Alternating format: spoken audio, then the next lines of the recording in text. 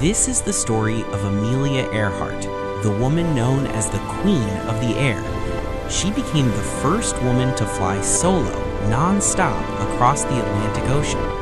Driven by courage and an unbreakable spirit, she set out to circumnavigate the globe with her navigator, Fred Noonan.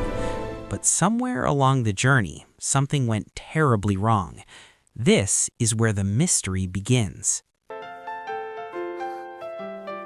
Long before the fame, there was a curious little girl in Kansas. Amelia wasn't interested in what society expected of her.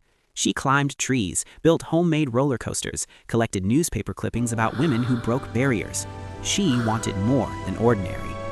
In the early 1920s, she took her first airplane ride with aviator Frank Hawks. The plane lifted, the ground fell away, and in that moment, everything changed. She later said that as soon as she left the Earth, she knew she had to fly. She worked multiple jobs to pay for lessons, saved every dollar, practiced relentlessly. In 1922, she set a women's altitude record.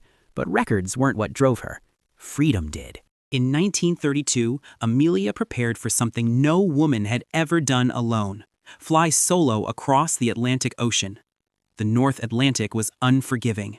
Icing conditions, violent winds, mechanical uncertainty. For nearly 15 hours, she fought exhaustion. Ice formed on the wings, instruments faltered, but she pressed on. When she finally landed in a field in Northern Ireland, she became the first woman to fly solo across the Atlantic. The world exploded with admiration. Newspapers crowned her a hero. She met dignitaries and leaders, including First Lady Eleanor Roosevelt. Young women saw something revolutionary.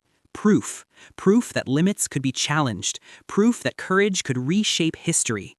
Amelia Earhart was no longer just a pilot. She was a symbol. By mid-1937, her global journey was nearly complete.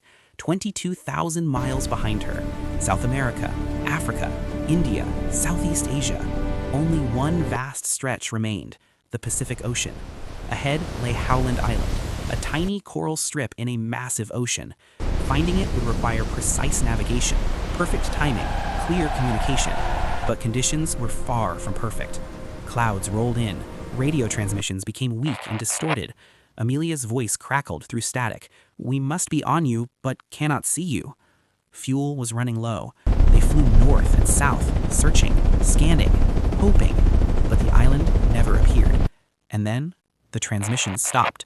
No confirmed distress call, no confirmed crash site. The Electra disappeared into legend. The United States responded immediately. Ships, aircraft, thousands of personnel. One of the largest search efforts in history. They combed over 250,000 square miles of ocean, day after day. Nothing. No debris, no oil slick, no trace. After weeks, the search was called off. Officially, Amelia Earhart and Fred Noonan were declared lost at sea. But many refused to believe that was the end. Attention eventually shifted to a remote island in the Pacific, Gardner Island.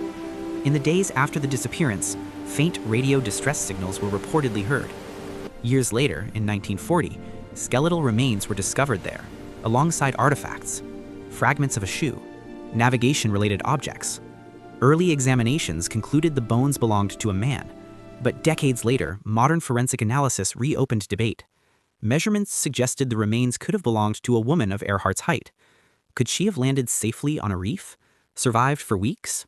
Maybe even months? The evidence remains inconclusive, but the possibility lingers. Some theories suggest she was captured by Japanese forces. Others believe she was on a secret mission. One claim suggested she returned to the United States under the name Irene Bolam, but forensic analysis and documentation strongly disputed this. Bolam denied it. Historians dismissed it. And yet, without definitive proof, speculation continues. Because humans struggle with unanswered endings. Amelia Earhart's story does not end in silence. It echoes.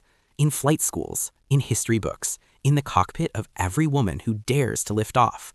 She challenged expectations in an era that tried to limit her. She pursued the horizon when others stayed grounded. Her disappearance remains unsolved, but her impact is undeniable. Nearly a century later, her name still represents courage, curiosity, and relentless determination. Perhaps the mystery is part of her legacy, a final, unfinished chapter in a life defined by bold beginnings. Somewhere beyond the horizon, her story still flies. Mysteries of Time, signing out.